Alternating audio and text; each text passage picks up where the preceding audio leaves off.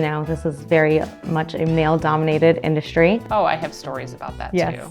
People, lots of peers. People think, oh, you own a construction company? Well, yeah, okay, my husband works in it, but Yeah, that's always the thing, right? I run things. Yeah, they assume like, oh, your husband, started it, yeah. runs it, And we're just helping. And then we're just the helpers, right? There. Huh, very good. Expert.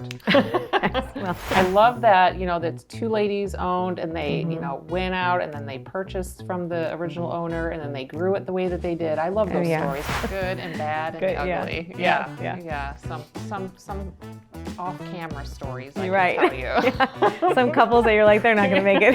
And it eliminates having to pick a backsplash. Exactly. That's the other thing. When someone comes to me and tells me they want to do countertop backsplash, same material, I'm like, yes.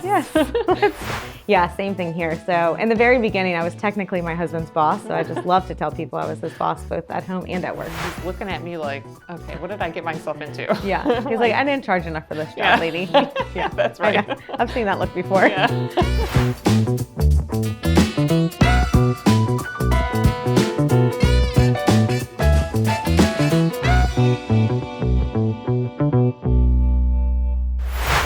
My name is Nadine and welcome to Design Discussions with Nadine. And today's guest is Katie with Triton Stone. How are you, dear? Good, I'm great. Good. I'm so happy to have you. She came to our podcast today to talk more in detail about the stone, different types of stone, and I don't know, everything related to stone. Yeah.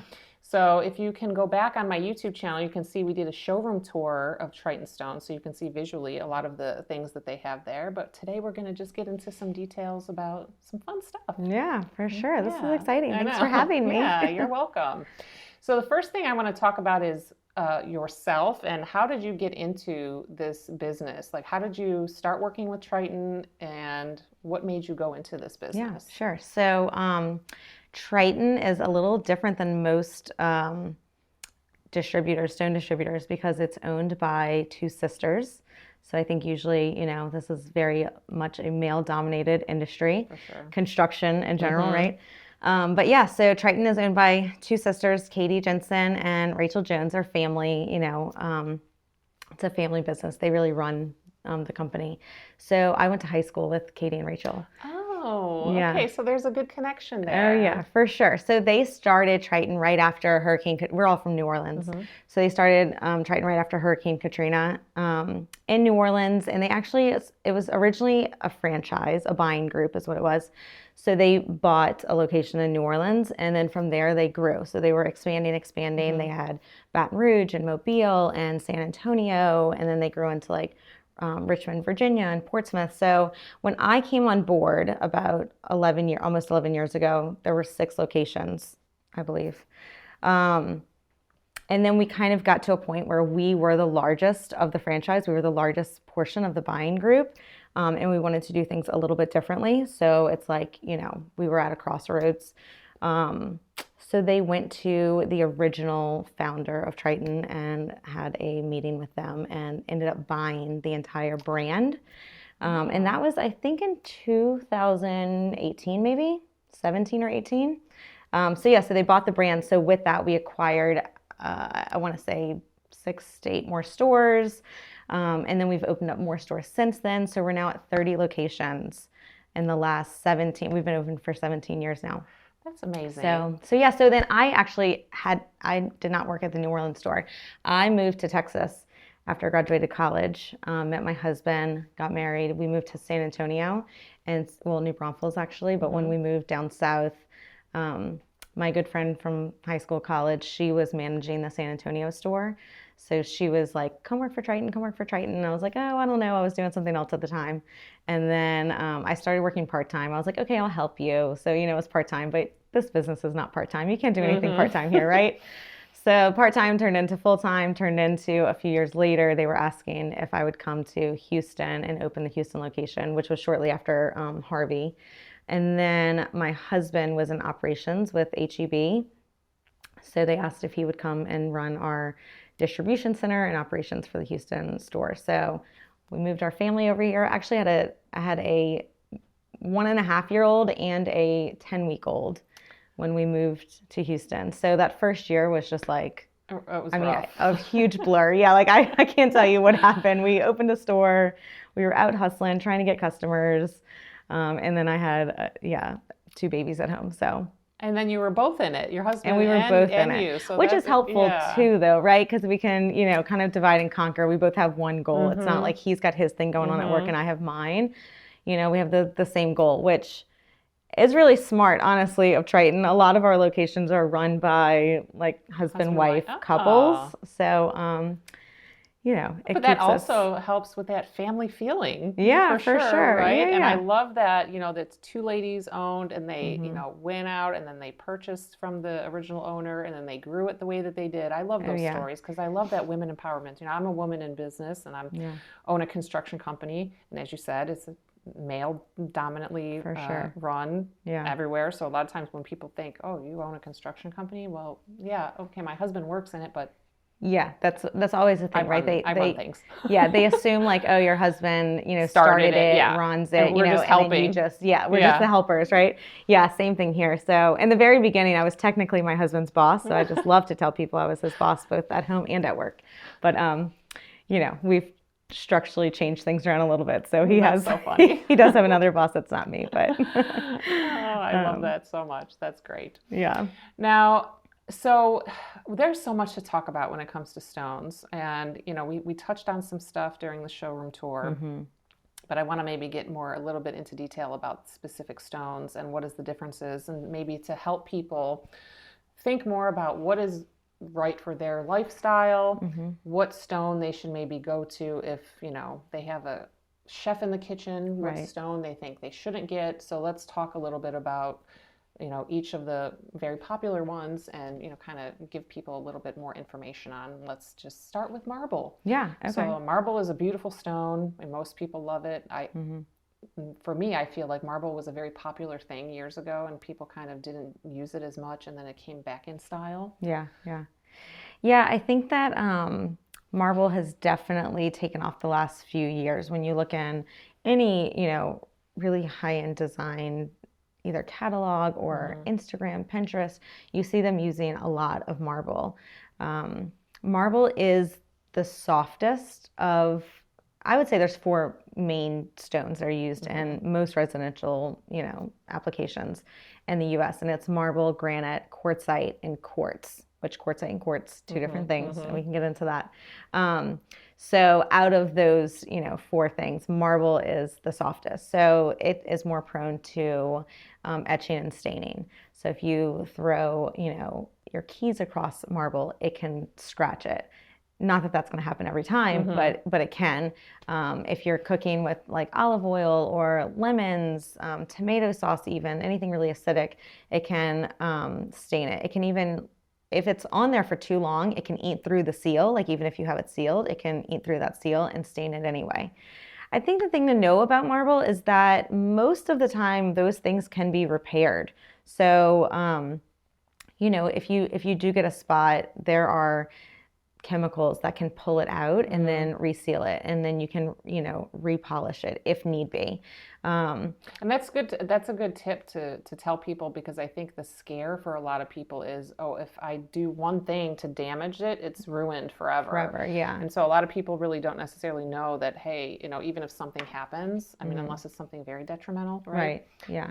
Usual wear and tear can be remedied. Reversed. Yeah. Good. Yeah. For the most part. I mean, there's sometimes that it can't, but I mean, as long as you have a really good sealer on there and you're keeping up with your seal, if you have a party, I always say just make sure that you're cleaning up at the end of the night and, wiping down the countertops, making sure that nothing's going to sit on there overnight, because that's when, if something sits there for a long time is when you really start to see, or, you'll see it in the bathroom sometimes. If you have like, a soap dispenser that has maybe blue or some colored soap and it's sitting there and you never really move that soap dispenser around, and it's, that color, that dye is sitting there, then that can stain your countertops. And the longer it's been sitting there, the deeper it is into the stone, and then the harder it will be to remove. So if it's something that you catch early, it's usually pretty easy to remove. And then there's another thing about, you'll never get the face of a stone, of any stone, marble or otherwise, you'll never get it to a factory finish.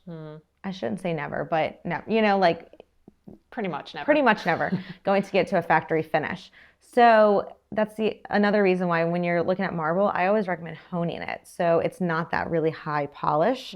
If you hone it, one, it's already etched, so you don't have to worry about etching it. And two, someone can easily go in there and refinish the top of it and get that hone all to the same finish. And you're not looking for this really high gloss. So especially if you're doing like a white Italian marble in your kitchen, that can be dangerous for some people, but that's kind of like the softest stone out there. So if you do that in your kitchen, I would recommend a honed, a honed marble. I wouldn't put a polished in my kitchen. I have polished in my bathroom and it's fine. I mean, I probably do need to reseal it. I've seen a few spots here and there, which is another thing with any stone. If you start to see spots, maybe water even is around your kitchen sink or your bathroom sink, and you're starting to see it looks like a water stain is there, clean your countertops really well and then let that evaporate. And it could take up to 2 weeks. Like let all of the water come out of it. If you're having trouble, you can make like a paste, almost like toothpaste, with like baking soda, water, cover it, saran wrap it. It'll help pull that out of there. Once all of those spots are out, then just reseal it. And it's so easy to reseal. That's a good tip. Yeah. So it takes a little bit of care and maintenance, but it's not like the worst thing in the world. And I said this when you were in the showroom. You have to be okay with marble telling a story. It's just like your wood floors, right? Your wood floors, you're going to have scuffs and scrapes and things like that. Yeah. Your kids, I don't know, drag some toy across it or a chair, right? Something that you wouldn't have done yourself. And now you have a scrape there. I mean, you can do things to make it look better, same thing with marble, but it may always be there. So when your kids are off at college, you'll remember when they were 6 and dragged that chair across the floor and you wanted to kill them, but you wish they were here dragging a chair across. So it's kind of, it's kind of like that. That's how I think of marble. I think of like, it's beautiful and it ages and, It's supposed to. Yeah. Right? I kind of think of that like old European look where like your kitchens are just, they're just aged. Lived in, worked in, all of that. Right. Which is good. Right. And then I want to just backtrack a little bit to the 2 terms that you use that people might not know what those mean. Okay. So the first one is honed. So honed is kind of more matte finish, right? Yes. So talk a little bit about what is honed compared to like a gloss. Like, because I think when people look at marble, they think it's shiny. Yeah. So what is the difference between the 2? So polished and honed are your 2 main finishes. So polish is just what it is, right? It's they use polishing pads and they use several polishing pads to get it to this really high polish. And the level of polish changes depending on the stone. Some stones can't get to a really high polish, but with marble being so soft, it typically can get to like a really high, sleek, almost mirror, polish.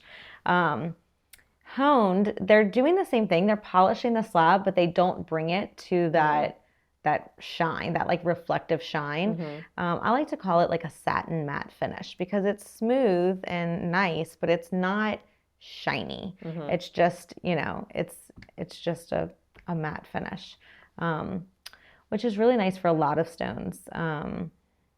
I think it can kind of give you a little more casual look, so you don't have that, that like 80s, 90s dynasty marble, you know what I mean? Like it doesn't give you that look. It gives you a little more like modern, like this is marble, but it's marble, in 2024. So. I guess it just depends on what look you're going for. Right. Yeah. Right? Yeah, for sure. And then the other term was etched. Okay. So some people might not know what that means. Yeah. All of us in this construction business or the stone business know what that means, but some people might not know what that means. Yeah, for sure. So etched is when it, you're taking that polish away. So something like a lemon, you're cutting lemons on your countertop and it eats away at that polish finish. And so it'll leave a dull spot in your countertop. So it'll be like polish, polish, polish, and then like really dull polish. And it really stands out. Like when the light hits your countertops, in a certain angle, you can really see that like, oh, there's, etching right there. So it doesn't mean like etch, like you carved into it. It's just like taking that polish away. So again, when you hone it, you don't have to necessarily worry about that. I mean, again, there's levels of honed and polished, So yes, you can still maybe see it if it, brings it down to like a deeper etch, a deeper hone. You could still see it, but it's just a lot less likely to be noticed or seen, when the light hits it if you have something that's honed. So does that make sense? Yes. Okay. And I know we're talking about the differences in stones, but while we're talking about marble, I'm just going to touch on a little bit about, so a lot of people, when they think of marble, they think of Italian marble, right? Oh, yeah. But of course, there's marble that you can get from other countries. Yeah. And you briefly touched on that when we were in the showroom, that there's differences between maybe an Italian marble and some other countries where they come from. So what do you see as the difference there?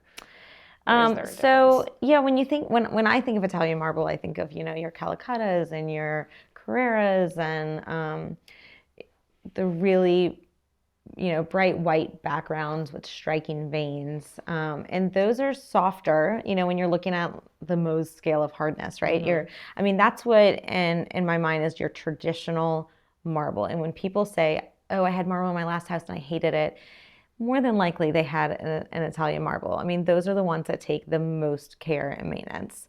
But we get a lot of marbles also from Brazil and from India. So in India, they have a color called Fantasy Brown, very popular, and it's used in kitchens, everywhere. It's used in a lot of in rental properties too, like a kitchen and rental property. So that just kind of goes to show you, like, it's pretty durable, and it also has a lot of color. So there's a lot of like browns and blues and greens in it, which hide any imperfections or maybe damages to it. So that's a really great marble that you could use anywhere. Yeah, because the fact that you mentioned that people use it in rentals, that says a lot. Yes. I think for most people, when you think of marble, of course, it's soft and it's going to stain and all of those things. That's one of the last things people would think that they want to put in a rental property. Right, exactly. Yeah, but it's a really good price. It's a really good color. It could go, with like grays and blues, but it could also go warm and brown, and so it's a good color at a great price. And like I said, it's marble, but it's Indian. So it all depends on where you are in the world, right? The earth is made up of different minerals, and I am not a geologist, so I'm speaking like totally out of my area, but You're knowledgeable of after the fact. Right, exactly. Once it's already removed from the earth. The pretty stuff, once it's removed, polished, all of that. But I do know that, so the soil and the earth under, India, for instance, is different than that's under, here in the U.S. Even Texas has different soil than, New York, right? Yeah. So same with Brazil, which is where a lot of our stone comes from. So the marble that comes out of India and Brazil. There's one called Shadow Storm that's very popular. I'm sure you've used it on projects before. But Shadow Storm is white with gray veining. Also harder than, one of your Italian marbles. So Shadow Storm you see used a lot in, everywhere, but I feel like kids' bathroom, it's great for like a kid's bathroom. You'll also hear something like Shadow Storm called dolomite, which technically it is a dolomite. And then, I could really get into the weeds with everyone about this, so I hope I'll try not to. But dolomites, you'll also, some quartzites, people are calling dolomites quartzites. So you'll hear Shadow Storm sometimes be referred to as a quartzite. You'll hear something called either super white or gray goose be referred to as a quartzite, but it's actually a dolomite, which, I consider it in the marble family. It's really like a step up from marble, right? It's a step up from like those white Italian marbles. It's a little bit harder. It's more durable.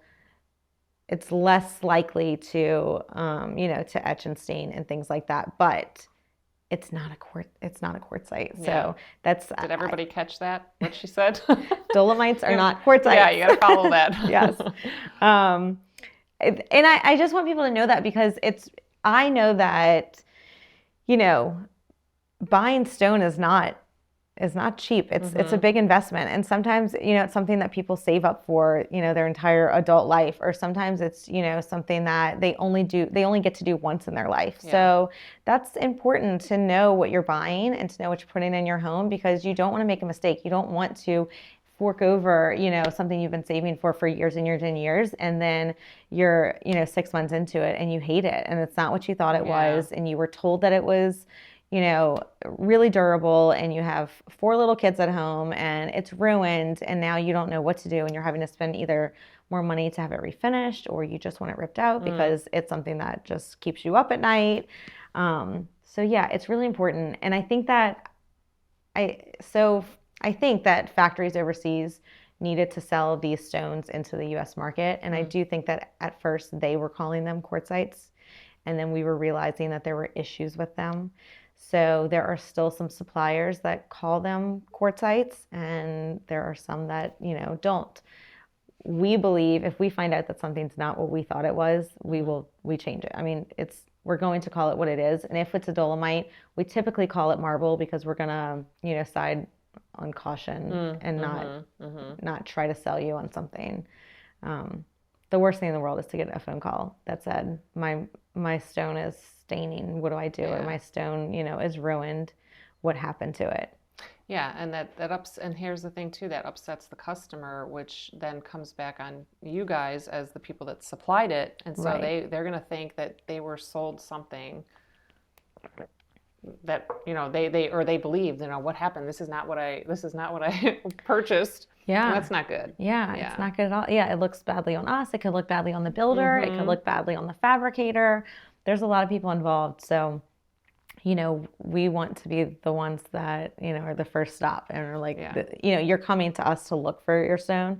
So that's another important thing that we do at Triton, is we don't just let someone go walk around the warehouse by themselves. They're always with us. And it's not because we're watching you, or, you can take pictures, you can do whatever you want, but we're really wanting to guide you, and we don't want you to waste your time. We don't want you to come in here with, a level 1 budget, and then you go pick out level 5 stuff, and now it's like, wait a minute, that's not what you were supposed to be looking at. That's a marble, and you don't want marble. So we're really just there to guide you and help it be just a fun, efficient experience, and not like I don't know what I'm doing. I don't know what I'm looking at. And that happens a lot. Yeah. A lot of people don't know. Yeah. Unless you've done it before and you're really knowledgeable about it, a lot of times people have no clue. Yeah. They might have a direction. I want quartz. Okay. That's, easy, but what do you want? I'm not sure. Yeah. All I know is I want quartz.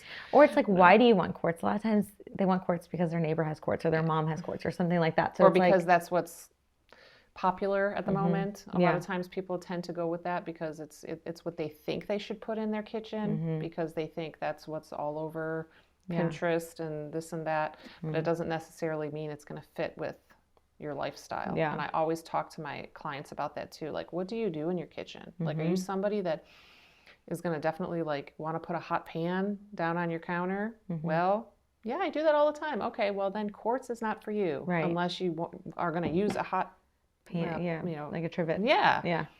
So people need to know that, because the other thing is between quartz, quartzite, granite, sometimes people don't even know that quartz is not a natural stone. Right. They think it's, they don't know it's man-made. Yeah.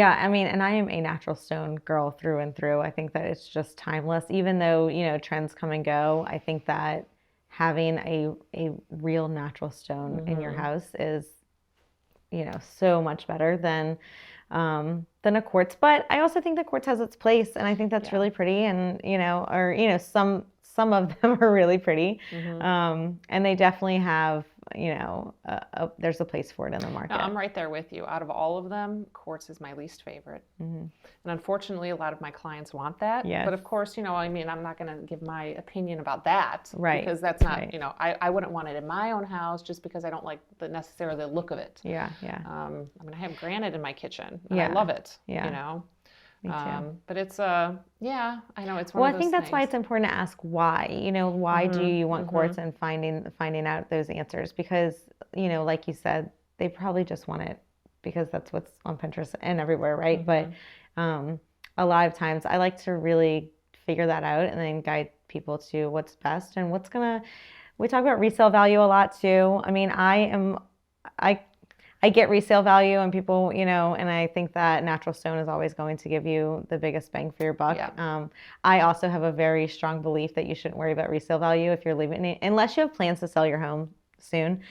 You're the one living in this house, and I feel like you should love this house. Like, don't worry about if they're gonna like it in 10 years or, you know, you're not the next homeowner. Like, you should really love where you live and not make selections based off of what you think other people like. No, that's 100% true. I agree with that. 100%. You know, you're the one paying for it right now. Right. Yeah. Right? You have to wake up to it every day. You're going to live in it for X amount of years. You need to love it too. So that makes sense. Unless you're like looking at flipping, let's not worry about resale value. Let's put in what you really love. Yeah. You know, somebody will come along and love it. Yeah. You know, that's how I always look at it. Or they'll change it. I mean, most of the time when you buy a house, you're buying it with the intention of updating some things or changing things that you don't like. So, you know, we bought a house in San Antonio, and the people that we bought it from, they had just redone all the floors because they sold it for resale value, and I hated them. I mean, it killed me, but we ripped all of those floors out. Like, I wish instead we would have maybe gotten a credit, you know, like, the floors are old, here's a credit towards new floors, but don't worry about those other people. Just put in what you like. Yeah, because everybody's taste is different. So, you know, I remember years ago, our previous house, we were looking in the neighborhood, and actually a couple doors down from us, we looked at that house first before we bought the house a couple doors away. And when I walked into that house, the whole first floor of the house was a travertine, but it was really ugly. And it was a house that the builder was selling, so nobody was living in it. They built it and they were selling it, but the floor was like so terrible, and I'm like, unfortunately, it did deter me away from that house because I'm like, it's a brand new house. I don't want to have to go ahead and rip out the floors. Right. But but if it would have been a house I was buying from somebody, I may have thought different because, you know, it's not brand new. But I'm like, for my idea of getting a brand new house, you think, I don't want to have to change anything. Yeah, but nobody was living in it before, right? So, like, if somebody lived in it before and that's what they loved, and then, you know, like, at least it was enjoyed. This wasn't for a while. Enjoyed. No one enjoyed it. Yeah, and then I kind of laughed because then after we bought the house that we lived in there for 10 years, and then somebody had bought the house maybe, I don't know, 6 months after we moved in, somebody bought that house. I was like, oh, I wonder if they're going to change the floors. Yeah. And they didn't. Yeah, they didn't end up changing the floors. So I'm like, okay, well, see, they liked it. They must have liked it, so you can't judge. It was you can't judge people for what they like. There's something for everyone. Exactly. No, and design is so subjective, you know, so someone can really love something than the next person, which is funny. When people are looking at, you know, at stone in the warehouse, I'll walk with one person and they'll just say, like, you know, oh, that is so ugly. Who would ever pick, you know, they're just going on and on about some slab that they saw in the warehouse that they just think is so ugly. And, you know, as their salesperson, I'm just like, oh yeah, it's terrible. Let's move on. Let's not even look at that. It's terrible. And then the next person comes in and that's what they pick. Almost every single time. If someone hated something, the next person will, and they're like, this is just what I've been looking for. And it's like, it's beautiful. It's beautiful for you and your house and your kitchen. It was terrible for the last girl, you know, like it's like fashion, right? It's fashion for your kitchen. You know, it's fashion. Fashion is, like you said, subjective. A lot of people like one thing and then they don't like it. So same thing goes with countertops. Yeah, for sure. Yeah. Design follows, you know, the fashion industry very, very closely. So, you know, we were talking earlier about how we're distributors of Kohler, and that's what, you know, Kohler is very much into the fashion industry, and what does that look like, and what are the new trends, and what are the new colors and the metals being used, and then they incorporate that into, you know, their design. So very much the same across the board with, you know, our clothing and our homes. It's how we represent ourselves. Yeah. All right, so we talked about marble. Now we can get into a little bit about the other materials. So let's talk about granite and quartzite. Okay, next. So granite by far is the most used countertop material, at least in the U.S. And reason being is it's really durable. So you don't have to worry about staining and etching like you do marble. It has so many different mineral deposits that it hides a lot too. So even if something maybe does happen to it, you're more than likely not going to see it. I mean, I know I have granite in my kitchen as well, and sometimes when I'm cleaning it, like you don't even see. You have to like actually get in there and scrub it, right? And just run your hand across it. Is there something on there? Yeah, then you're like scraping something off of it. So, I guess that could be gross. But it's good for, your everyday use. You're not constantly worried about, your countertops.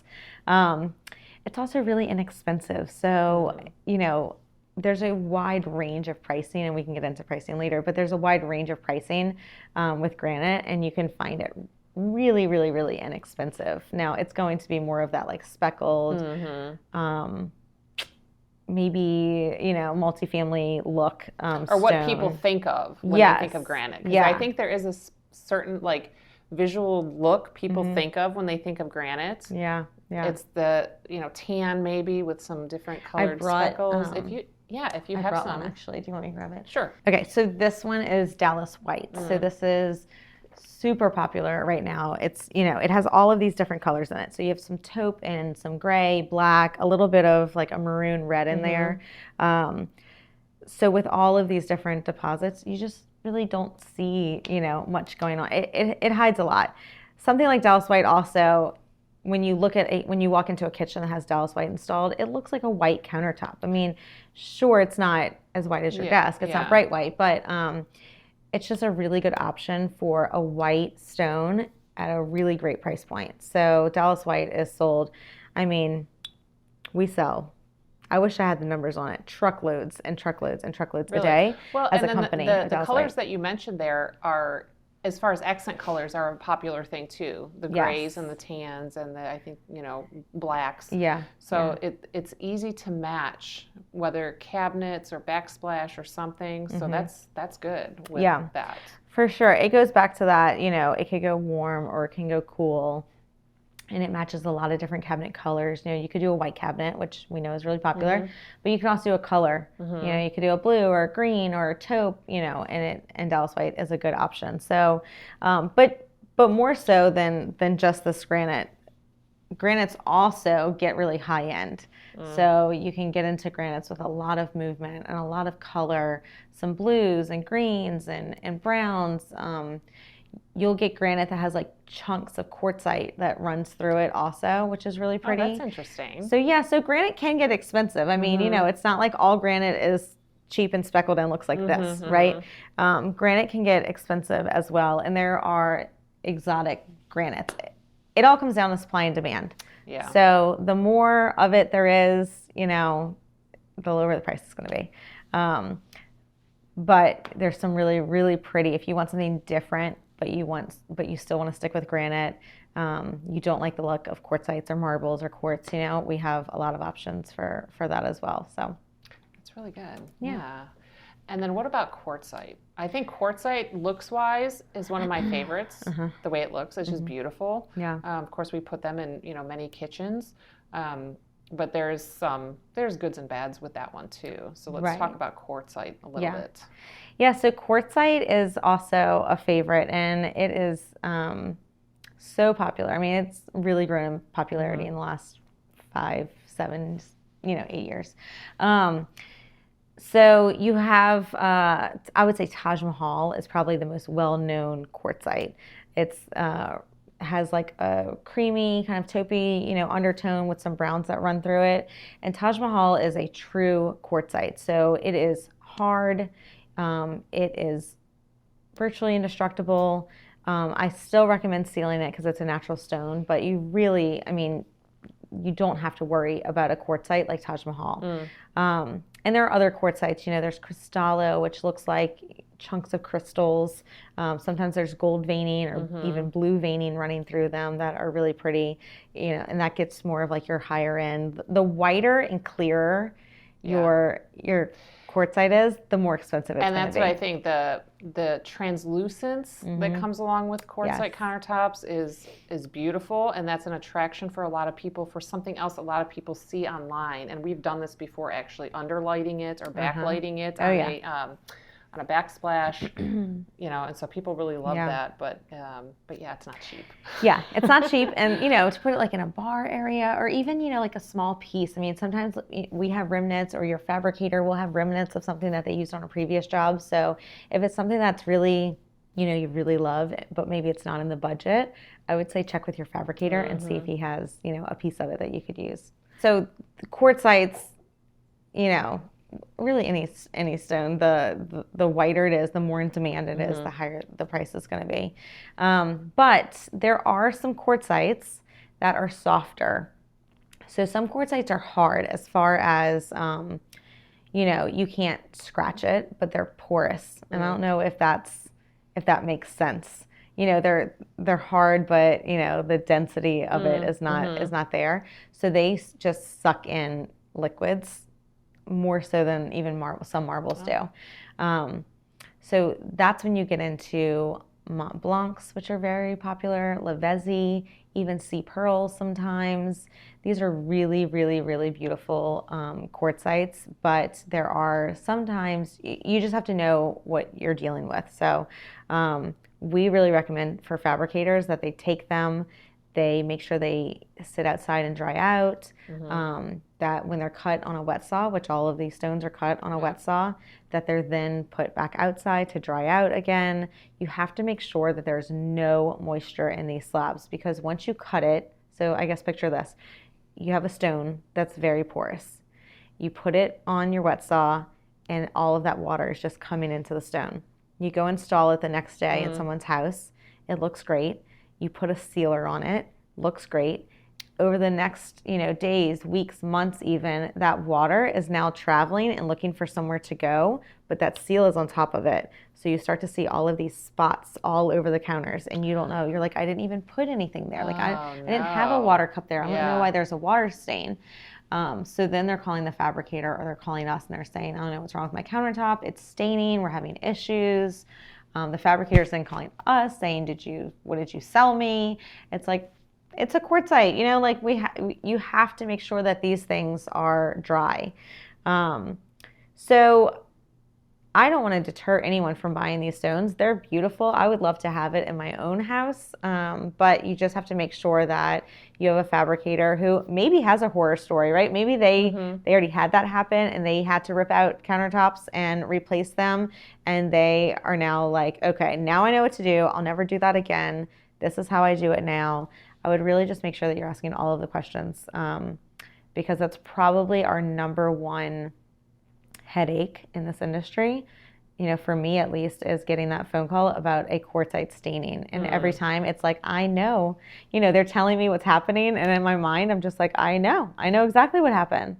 I know exactly what happened. It wasn't dry when it was installed. So I guess that's the importance of also then people realizing to make sure, like you said, ask the questions, but make sure that they know, like ask their fabricator or their contractor, how many have they installed? Are they really professionals when it comes to installing some of these certain stones and have a lot of knowledge about it?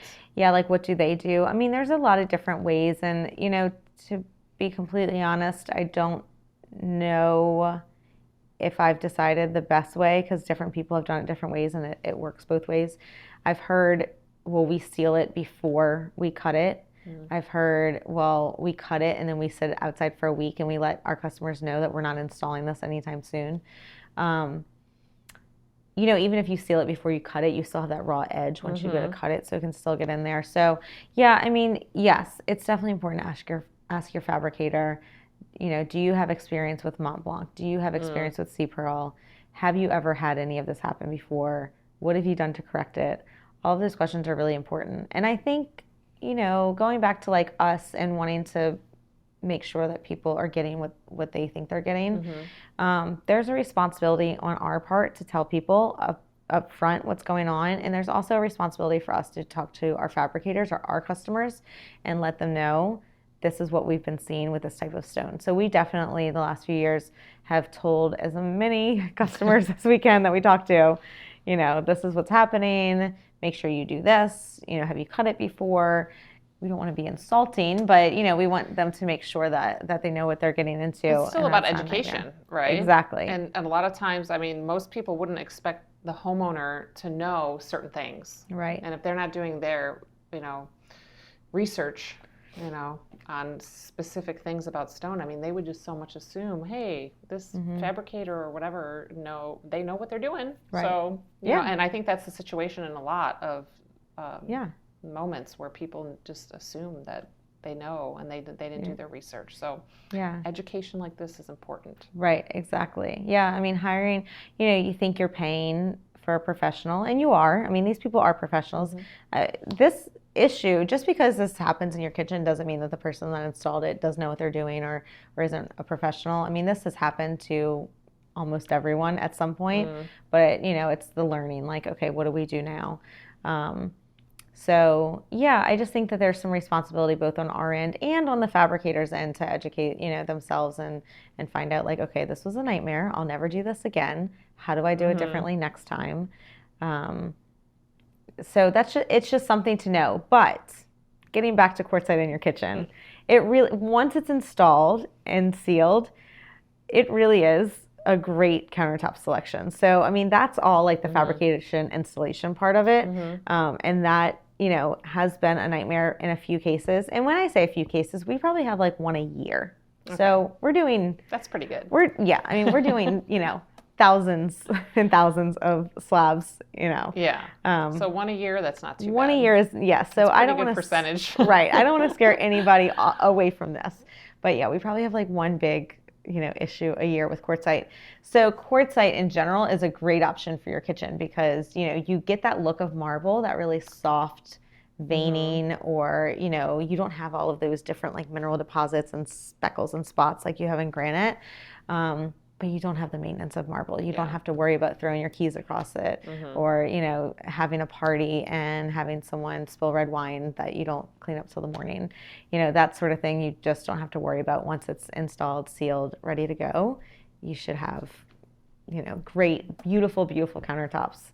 And something that I see with marbles and quartzites a lot lately is how they take it up the backsplash. I just think that's so pretty. Like, I love that. That's what I need to do at my house. Yeah, we are going to be doing that pretty soon in a house that we're working on, and we've done it before. It's becoming very popular. Yeah. And I think it's because a lot of people, and bathrooms too. So when you're talking about going up the backsplash, and even in shower walls, it's the grout lines people are trying to get rid of. Even when they're putting in floors, they're trying to get that grout line as small as possible because it's not a thing. People are hating those. Right. But yeah, so not only does it look beautiful, but it's functional too. It's easier to clean because it's a solid surface that you can wipe off. Exactly. So it's something that people are really loving these days. I love it too. Yeah, yeah. So I think that's just a really pretty look. It gives you, you know, maybe sometimes with granite it would be a lot to go up the backsplash with all the different things going on in granite, but when you have a quartzite and a marble, I mean, taking it up the backsplash, and it eliminates having to pick a backsplash. Exactly. That's the other thing. When someone comes to me and tells me they want to do countertop backsplash, same material, I'm like, yes, let's do it. Because sometimes a backsplash is so hard to choose for people when it comes to designing their kitchen. You know, it's one of those things because you think if it's a small space generally, right? But a lot of people have such a hard time making a decision on the backsplash. Yeah, I think when you walk into a house, like into a kitchen, that's what you see before you even see the countertops, right? You see the wall. I mean, that's your eye, so it feels like a lot of pressure. Yeah, and to make sure they get it right. Yeah, and then you like don't want what everybody else has, but at the end of the day, having, like, I hear this daily because we sell tile too. I don't want Subway. I don't want Subway tile. I don't want it. But at the end of the day, there's a million different ways to do Subway and a million different looks and colors. And it is a really nice, safe bet where you can, like, you know, be different but not. And not be too crazy. So most people end up picking some version, at least, of a Subway. Because I think a lot of people, when they say, I don't want Subway, they just think of that, you know, plain white 3x6, and you know, straight edge and nothing going on there. But sometimes when they realize, wait a minute, there's a lot more options out there, that it opens their world to something else. So that's really good. Yeah. It is hard picking backsplash though. You're right. It's one of the hardest.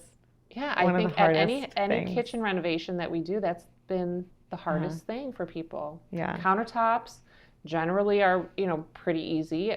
Most of my clients have pretty much within that hour time frame of going shopping one time pretty much can pick what they want, but it's that darn backsplash that gives people trouble.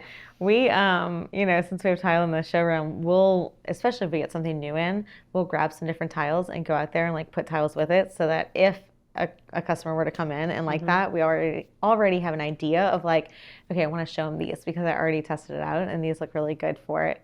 So it just kind of helps minimize that, but you just never know what you're going to get like as people walk in. But it is nice, I will say, to be able to like take all of the samples out into the showroom and put it up against the stone and be like, okay, you know, it's like the eye doctor, like A or B. Yeah, A or B, and like that's really good. Yeah, and you guys have so much. Yes, and that can be overwhelming too when people go into your showroom to think, oh my goodness, but you know, you guys are so great with helping. Direct people the right way. There's no point in looking at every single thing we have. It is too much. So trying to. But hey, at the same point, it gives people lots of options. Yeah. So you know. Yeah, I mean, we try to have enough to where if you saw it online, we probably have it, or we at least have access to it and can get it, or we have a version of it. Like maybe it's not exactly that, but you know, a version. So. I had a client that wanted a specific handmade marble that had these flowers that came from it for an accent wall in her bathroom that she saw on Instagram. And one of your girls that's no longer with you there helped me find it in New York somewhere. And I'm like, oh my gosh, because she literally had a picture of it. Yeah, I know exactly what you're talking about. She's like, I want this for my bathroom. Yeah. I'm like, okay, well, I know the place to go to. Yeah. They can probably help us. It was one of those stones one of those tiles that like literally took us 3 months to get, but she got her tile that she wanted. Yeah, I know the job. I remember that tile coming in because we were all excited about it also. We're like, come look at this. You know, you see samples of it. You see it in pictures and catalogs. And you see the sample board, but to see it like all come in boxes for a job, you know. I can show you a picture of the finished product though, if you want to see the bathroom and how it came out because it was amazing. We love getting pictures. So if there's any pictures you have that you want to share with us, we love it. No, that was a beautiful. That was beautiful. And I was like so on top of the guy there because I mean, interesting because the way that tile came, it was kind of like a puzzle. Right. You know, because it was different shaped. It's not like something that was just, you know. So I'm like, and it, you know, it wasn't a cheap tile either. Right. So I was telling, you know, I'm like literally watching over him as he's doing it. Yeah, I'm sure he loved that. Don't drop that. Yeah. I always have them do like a dry lay. You know, like let's lay this out. Let's see exactly, you know, because sometimes you put it together the way that it came from the factory, but you want to change it. You know, we got a tile in the other day. Actually, it was probably a year ago now. But we had it custom made. But once it came in, it was directional. So once it came in, we wanted to switch the direction in one part of the bathroom. So I'm glad we did a dry lay because we're like, wait a minute, that looks like this needs to go this way. This will go this way, you know. So yeah, it's important to do those and to kind of be on top of your tile installer because, you know, they're just coming in to lay the tile that you gave them and, you know. But it was actually funny because when the day that we were going to lay that tile on that wall, I mean, he knew previous to that it was going to be something, you know, different. But he's a very talented guy, so I'm like, he can definitely handle it. But like when we took them all out and everything is marked with like A, B, C, D. Oh yeah. He's looking at me like, okay, what did I get myself into? Yeah. He's like, I didn't charge enough for this job, lady. Yeah, that's right. I've seen that look before. Yeah. You're like, it's fine. It's so easy. It's a small accent wall. You'll be fine. You'll be fine. It's fine. I'll do it with you. Yeah. It's fun. It's like a Legos, you know, like a puzzle. Exactly. You know? It's so funny. But yeah, so the other one we're going to talk about then now, we can get into quartz. Which I think there's a lot of misconceptions about quartz too. We all know that it's very popular right now. And I mean, I am on the other end of it, of course, you know, working with the homeowners and that sort of thing. Right. But whereas you as the supplier probably get, you know, different views of what people say about it. So what do you think about it? I mean, we can go into detail too about give people some information on what is quartz. And why they should or shouldn't choose it. Yeah. Okay, so this is two of our quartz colors from Triton, which our line is called the Crescent Collection, or Crescent Quartz. So what quartz is it is granite quartzite, natural stone, grinded down to a powder, and then you mix it with acrylics, dyes, and resins, and you come up with a pattern. And then there are these machines that make it, bake it. Quartz stone is time and pressure, so they just do that like fast forward, right? The great thing about quartz is that there's no need to seal it. It is non-porous. It's antimicrobial. You don't have to worry about scratching it. I mean, we have our, one of our other showrooms has quartz as their coffee bar. So that coffee has been sitting on there for years and no staining. No staining, right? It's completely fine. So it's just really durable. Cons to quartz, it has that resin in it, so it cannot be installed outside. You can't have an outdoor kitchen. You can't even have it inside if it's in direct sunlight. That resin over time will turn yellow, and then it can crack. The slabs can warp, things like that. It's I don't want to say plastic, but there is that resin component in it. Is plastic basically. I mean, it can warp and crack. So that's kind of the downside of quartz. So yes, it cannot be installed outside because of all of the resin in it that will yellow over time, and it's just not good for outdoors. You will probably start hearing a lot about quartz being banned in silica. Have you heard anything about this? I've heard some buzz around of it happening, but I haven't really heard and seen any details about it though. So quartz, most quartz has a component of silica in it. Those silica beads that when you buy something new, like a new purse or something, there's silica beads. Okay, so those are harmful for your body, like to ingest. So when quartz is being cut, those dust particles are getting into the lungs of the fabricators, and then it is causing major illnesses as they get older. So I think, quartz, when it got popular to where we are now, it's like those guys that were, maybe young in their 20s, like they're now older and they're experiencing a lot of health problems and specifically lung issues and diseases. And the thought is that it's from all of the inhaling the particles, the silica particles that they cut so long ago. So with that said, like Australia really started this whole thing, and so a few months ago they limited quartz coming into the country. Like you couldn't buy it, but if it was already there, then you could, you could still have it.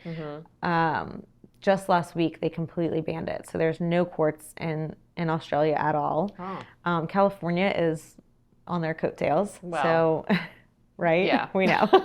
So California has already put really strict, laws in place, and it's definitely being limited there. I feel like Texas, for better or worse, does opposite of California. So I don't foresee it being banned, at least not anytime soon, like completely.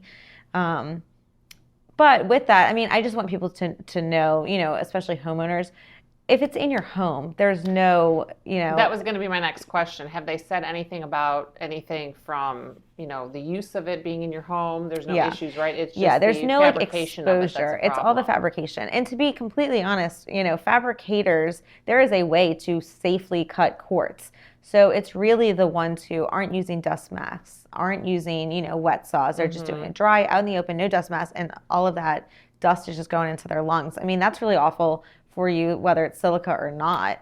It's just tile too. Any other kind of tile. That's absolutely. Or if you're tearing up tile in a bathroom, you definitely don't want to breathe that in. Right. So that's. Yeah, I mean, I've said, like, isn't there a way where you can be, like, certified to cut quartz, but then it comes into, like, the government's regulating us again. Yeah. And, so there's I think that not from a homeowner standpoint, but, like, industry, I'm sure the public is going to start to see more and more about silica and quartz and, is it healthy, is it not, is it harmful for you? Installed in your kitchen, it's fine. Do I foresee a change in quartz? Yeah. I mean, I do think that, we've hit a high point of quartz right now. And I feel like we are at the peak of quartz. So I do think it's going to change. There's things like porcelain. Porcelain's getting really popular. Also, there's companies coming out with a non-silica quartz. So, I mean, that's something that's kind of new. There's always ways around it. When there's some sort of, health issue or issue with something, there's always companies out there that are going to get ahead of that and try to make something, because they'll get worried too. If they were doing it the old way, they're going to see, is this going to affect my business? And they're going to try to pivot. Yeah.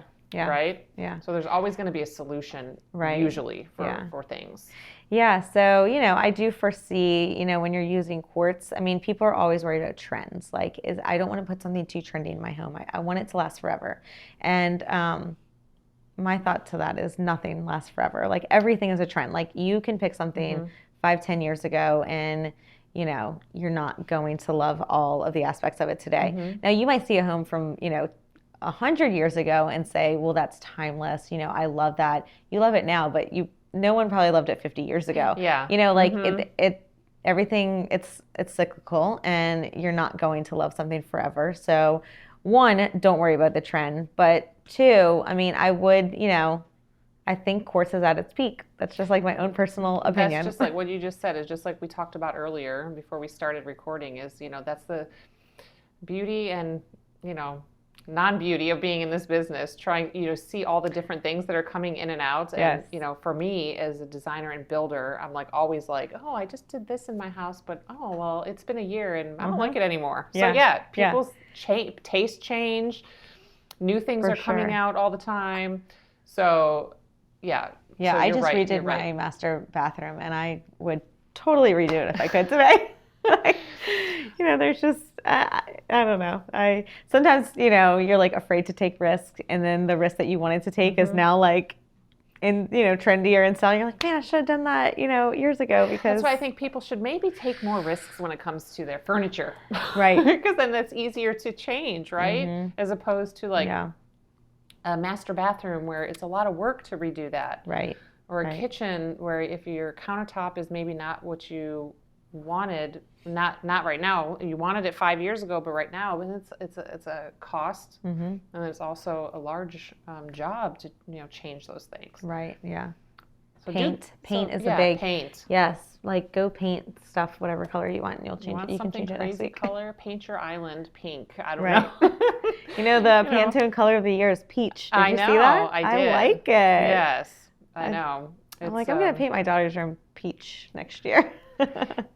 It's funny, my mom would love that, because I always think about, because peach was her thing. Ever since I was like a kid, that was always her favorite color. Yeah. So I'm like, she's going to love this. Oh, yeah. It's going to be, she's like, see, I waited 40 years, but it's a thing now. See, it's cyclical. It came back around. Exactly.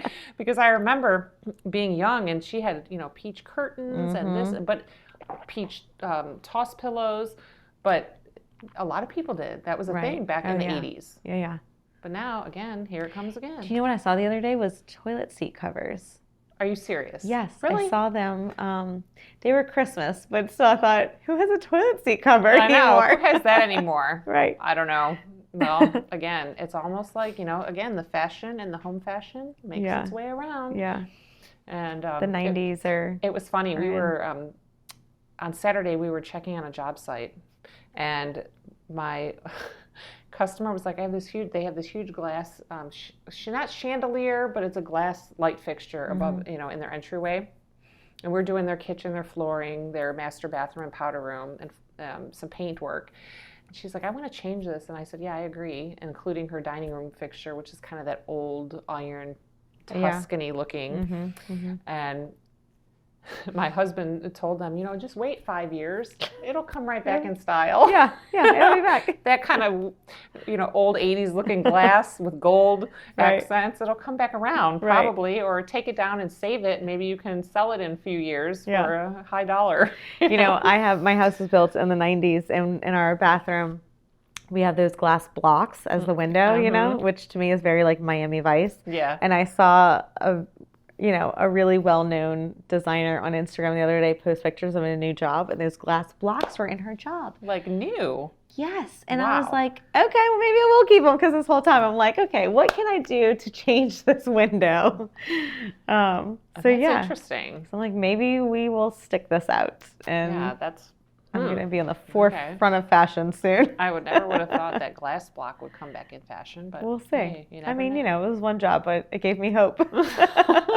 Yeah, just wait it out. Don't worry about having to, demo that. Just keep it and see what happens. Right. And if 3-4 years goes by and it's still not caught on, then you can get rid of it. Yeah. Demo it out. Speaking of fun stories, you had said there's always fun things going on, right? You have some fun customer stories. You told me one that was really interesting, and I want to touch on that because I think it's hilarious. About the bird. Yes. And so I was telling Nadine that we were talking about this morning. This happened a few years ago. So we have customers that sometimes can't pay and, can't pay their bill for whatever reasons. And we have a lot of funny stories around that, actually, just going to collect money. Hey, maybe we should start a series about that. We should. I don't know what we can name it, but we can start a series if you have that many. Oh, yeah. In fact, I'll tell you a story before I tell you the bird story. We had a customer who owed us a lot of money, and we couldn't get in touch with him for a long time. A few weeks, by a long time. And then finally he showed up one day in a trench coat, and his pockets were hanging to the floor, and he had just stacks of bills in his pockets. Well, he had been in jail, and that's why we hadn't heard from him, but he was paying off his debt. So he had all of this money that he had paid us in cash, and, we chatted for a moment, and he was a well-known customer of ours that we talk to all the time. So he leaves, and someone in the office looks at me and says, "We got to go to the bank right now."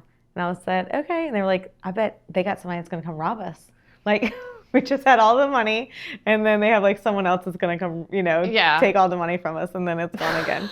So that's just like sometimes the industry that we're in, where you just have some characters that the funny thing is I would never thought like the stone industry is so exciting. Oh yeah, I mean it's regular that we have customers that we can't get in touch with because they're in jail for the moment. And usually it's like silly things, nothing like serious or scary or, whatever. But yeah, probably more so than you would think we get, sorry, I'm like, "Hey, are you ready for this job or not? You said you would be ready last week and I haven't heard from you." And they're like, "Oh yeah, I just got out of jail." Like, "Well, let me get my bearings and I'll get it from you in a few days." So we get that a lot. But the story that I was talking about earlier, this wasn't here in Texas. This was our New Orleans location. We had a customer that owed money and couldn't pay his bill. So it was decided that he was going to give us his African gray parrot as his payment to us. Well, so we took it. Well, did you guys realize how much those things are worth? They're expensive birds. I'm sure someone did the math to figure out if it was like worth. Was it worth it? Yeah. Yeah. So yeah, we took this bird and they had it for a while in the office, and everyone knew the bird. They knew why we had the bird, and the bird stayed until it attacked our manager. One day she was walking in and she said good morning, and when she said good morning, that bird just went after her. So it was not having a good morning. Yeah, I did see the TV footage. Oh yeah. And I'm sorry for your manager, but it was funny. We have security footage of it. It was funny. Oh yeah, we have all kinds of crazy stories. But she wasn't injured. No. No manager was injured in this incident. We'll just put that disclaimer out there. We're not laughing at her because she got hurt. She didn't get injured. No, she's fine. It was just kind of like a... Yeah. Bitten, not injured.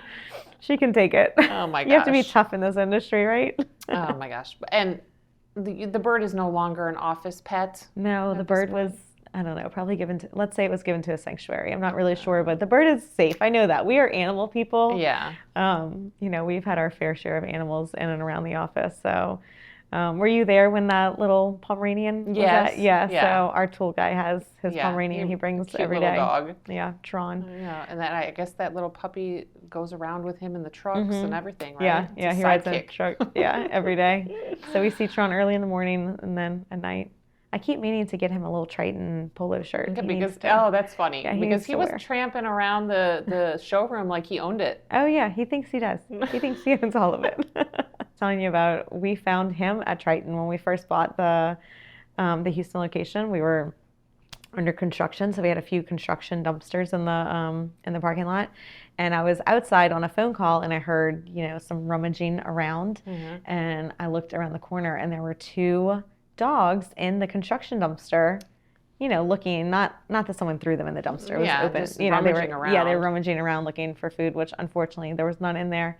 So we took them in, and then had one we got adopted out, and then the one that we kept, he actually had heartworms, so we were getting him treated for heartworms. And by the time you go through all of that and you spend all of that money, like, he's yours, You're right? invested. You can't, you're invested. so invested.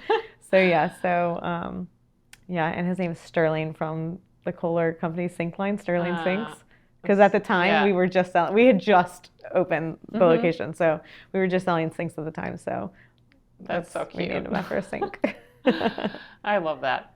Yeah. So you mentioned sinks, so we can talk a little bit about the fact that you guys do supply sinks too, because sinks are a big part of countertops. Yes. When people are having kitchens or bathrooms, and making sure that they have their sink available for the fabricator, because they have to install it at the same time. Right. So let's talk a little bit about that, and what you guys have in your showroom there as far as sinks go. Yeah, I think that we saw a need years ago in this industry for the fabricator to have the sink. It was always where's the sink? Who has the sink? How do we get the sink to the fabricator? The fabricator needs that too. They either need a template to the sink, which is in the box of the sink, or they need the physical sink, depending on what kind it is. So, we started distributing sinks years and years and years ago, and it has really taken off. I mean, it is a huge chunk of, our revenue is sinks that we sell now. So we have our own line of sinks, Crescent sinks, that we, get from a factory overseas.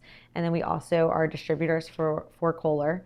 We're the only stone distributor that also carries Kohler, which is really big for us. So we really, not most, but a lot of people are picking out their sinks when they're doing their plumbing. So they're doing their bathtubs and their toilets and their faucets and all of that, and sinks kind of come with it. But when you do that, you run into who has the sink? Where's the sink? How's the sink getting to either the fabricator shop, or is it at the house? Where is it? There's definitely another step, another element in there. So we really encourage people to have your sinks a part of your countertop program, and those two things should be selected together.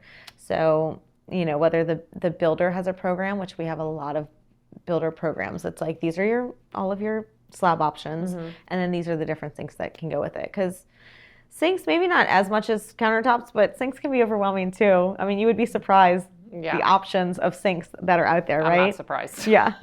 Yes, you're in it, so know. But so having it kind of broken down, these are good, better, best. What are you looking for? Kind of, you pick your countertop material based off of how you use your kitchen. Same thing with a sink. Do you entertain a lot? Do you not? Do you cook a lot? Do you not? Is your kitchen just for show and no one ever steps foot in there? There's a lot of questions around the sinks. I don't know a lot of those. Yeah. Well, mine might be like that. I'm not really a cook. I mean, my kitchen gets used like day in, day out, like all day long. Yeah. And then especially with, two teenage boys, I need stone and sinks that are durable. And that's why I have granite. Yeah. I get it. I totally get it. When I renovated my kitchen, I was like, oh, maybe quartzite, or maybe, I thought about quartz, but then, like I said, quartz is not my favorite. So, marble, I'm like, no, I'm going to go with granite. Granite was the winner. Yeah.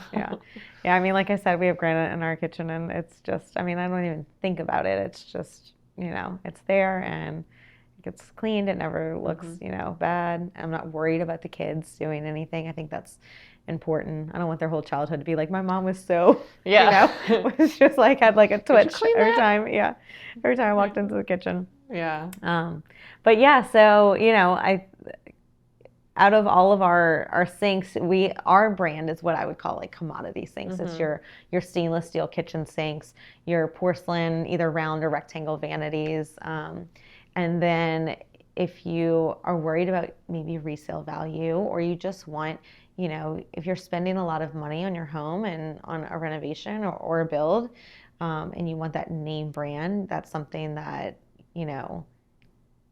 there's some craftsmanship behind it, then I would definitely go with a Kohler product. I mean, I have a Kohler sink in my house, and it's the original sink to the house, which I think says something. I mean, the house was built in the 90s, and I have a cast iron sink from Kohler, and it looks like it's brand new. Yeah, absolutely brand new. If I ever change out my countertops, I say all the time, like, I love my sink. I don't really want to have to buy another sink. I like the one that I have. So yeah, it definitely stands the test of time. So another big thing with sinks right now is granite composite. Yeah. Do you get a lot of? We had a few people ask about them. I think I've only installed, we've only had one so far that wanted that. But I know it's becoming something. Yeah, I mean, so I used to work out of our San Antonio branch, and granite composite was huge. I don't know if it's huge in that market or if it was just huge then, like in that time. But, I mean, we still sell a lot of granite composites right now. And then Kohler has come out with a line called Neo Rock. And so there's several different colors, which is cool about granite composite. You can get, a black sink to match your black counters, or taupe, or, cream, like a biscuit color. There's all different colors that go with it. So you can either have it contrast or match and kind of blend in. And they're just really durable. I mean, getting back to durability, they don't, with a stainless steel sink, those can stain. Stainless can stain.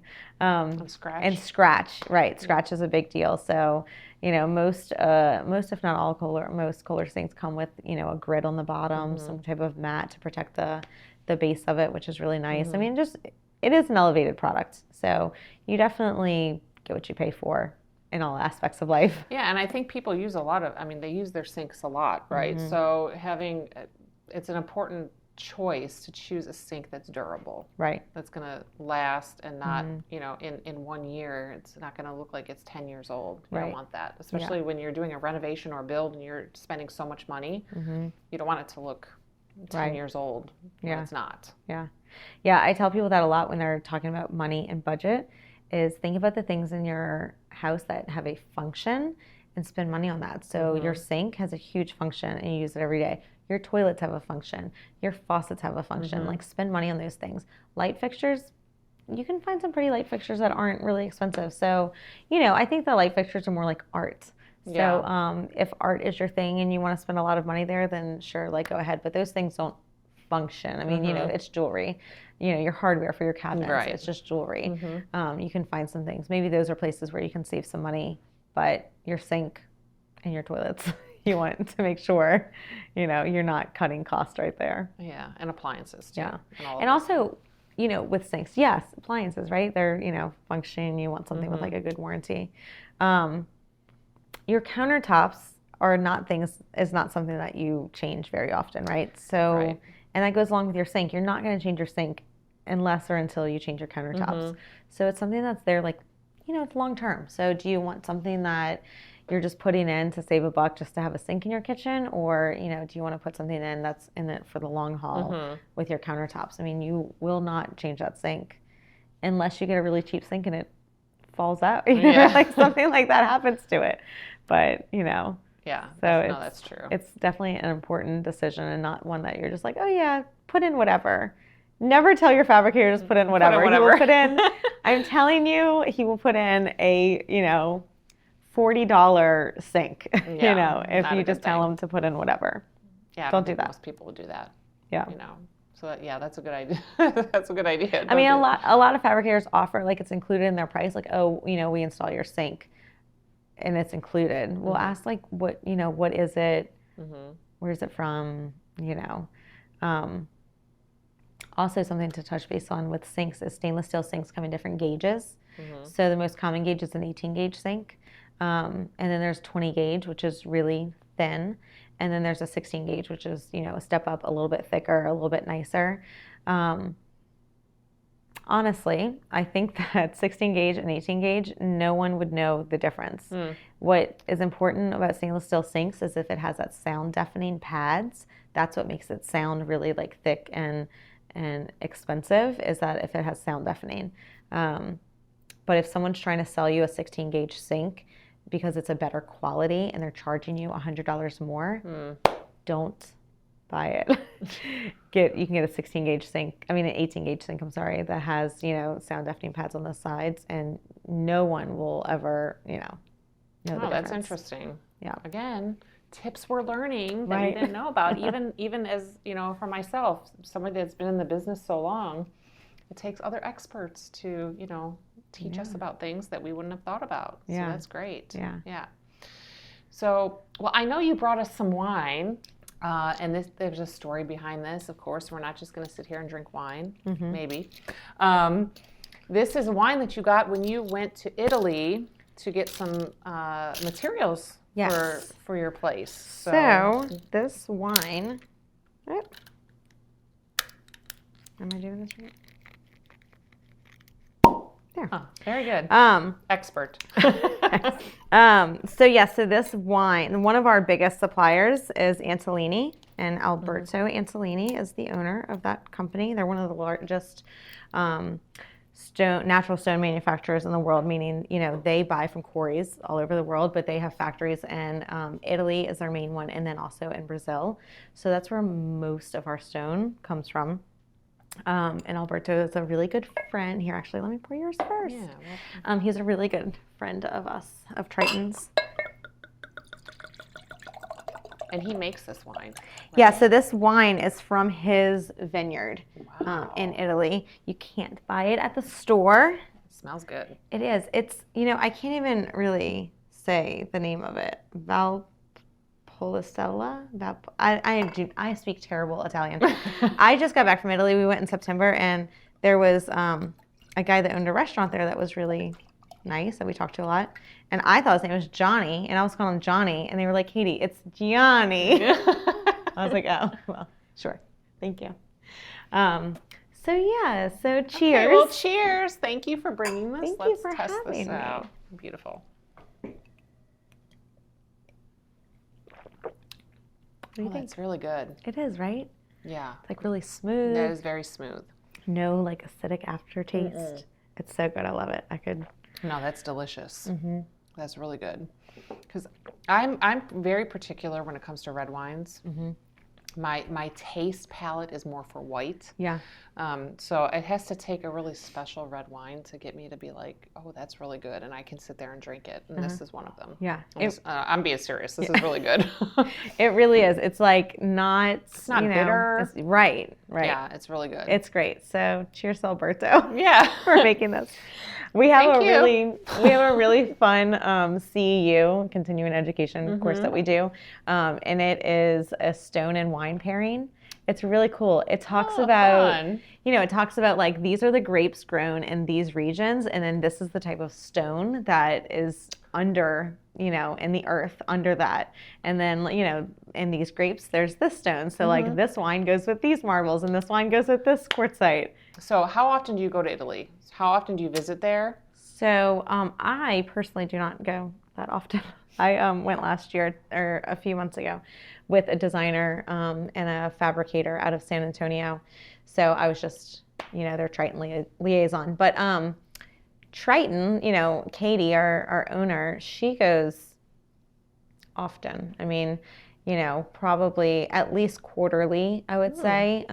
We also have a few other people in the company that will go overseas and select stones. So yeah, I mean, we're there quite a few times a year, just checking, and we do hand select a lot of our, exotic stones. So that's what we were doing when I was there in September. They're showing us all of these different blocks, and, factories will send you pictures, offers, from overseas. And so you're just like kind of picking. A lot of times those pictures, they're not finished. It's just like the raw stone that you're picking off of. So you don't really see, so sometimes we get surprises when it comes in.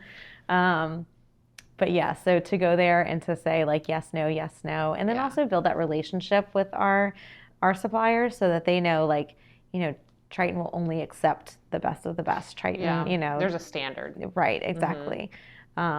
And then, so you form that relationship. So then when something comes out of the mountain and it's really pretty, we're, their first phone call. So, what Katie has grown this company to is pretty impressive. And we are one of the largest natural stone importers in the country now. So to just go from 17 years ago, being a recent college graduate to, where she is now that's amazing. Yeah, it's really impressive. And like I said earlier, I love the fact that it's, woman owned and all of that. That makes me happy. Yeah. To hear that. If you have time, you should go on our website, and there's a little video, like the Triton story of, how it all got started, and it's really cool. And we can link that in the description for people too, if they would like to see that too, because I think it's important for people to see the history of a company. A lot of people have, so I always say, especially with like residential work, it's emotional, right? When somebody is renovating their home from point A to point B, whoever they hire, it's an emotional experience for most people. They want to have a connection with somebody, whether it's their designer, builder, contractor, stone supplier, whoever it is, they like that connection. So I think that would be great for people to see. That they can, look at her story and see this is the company and this is where, this is the story of it. And, it's a good story. Yeah, I love it really is. That's funny you say that. It is so emotional. Like, oh, I have stories about that too. People, lots of tears. Good and bad and good, ugly. Yeah. Some off-camera stories, I can tell you. Some couples that you're like, they're not going to make it. They're not going to make it to the closing date. But, we're pretty, some crazy, interesting stories. But it's all fun, though, at the same time. Oh, yeah, for sure. It's nice to be a part of such a big event for someone, for a family or a couple or an individual that's, doing something nice for themselves in their home. And it is. It is a huge thing for people to, really design and pick things for their home, to update it. And there's a lot of people that, either never did it before and they're older and they're going through this experience before, or younger couples that are newly married and, changing things up and making their new home they just bought the home. So it is fun to be involved with that and see the excitement that people have and, making the home for themselves. It's fun. Yeah, and trying to make things easy for people, because it is, some people go into this and they want to do this, and they've been wanting to do it and they're excited about it, and then a lot of times we have people who get pushed into it because of an insurance claim or something happened. My in-laws' hot water heater just busted and flooded their entire house, so they had to redo everything. So especially when you have clients like that, making sure that this is as easy of a process as possible, and they're getting enough information without information overload, and they're just able to make educated decisions and just get through it. Just making sure that this is fun and exciting and moving along and everyone's educated, and we're just, that's why it's so important to work with a company like yours where you're not like, what do I do next? What are we who is coming to my house and what am I picking? And all of those questions. Yeah. It's an interesting process, and that's why I love working with companies like you guys at Triton, because you guys make things so easy and everybody's so helpful. And like I mentioned earlier, if we want something, you can figure it out, right? We do. We try to jump through hoops to get. You can find it, so that's amazing. Yeah. But I am so happy that you sat with me and talked. This was so fun. It was. Thanks for having me. I appreciate it. And we're going to make this, hopefully we can make this a more routine thing, and we can make some more episodes, because for sure, as Katie says, she can talk days and days about stone. So there's a lot in this head. we can make lots of episodes all about stones. Yes, for sure. I would love that. I could go on and on. Yeah. Try to be concise. So stone, we can talk about stone. We can talk about, fun stories of the company. Like I said, maybe we can do a series on, maybe crazy stories. Customer Chronicles. Customer Chronicles. I like that. Because boy, do we have some. Employee Chronicles as well. Yeah, that too. We can make a couple of different series, and that would be fun. Yeah. For sure. So thanks for joining me. Thank you. This was such a good time. And thank you everybody for watching, and stay tuned for the next one. Bye.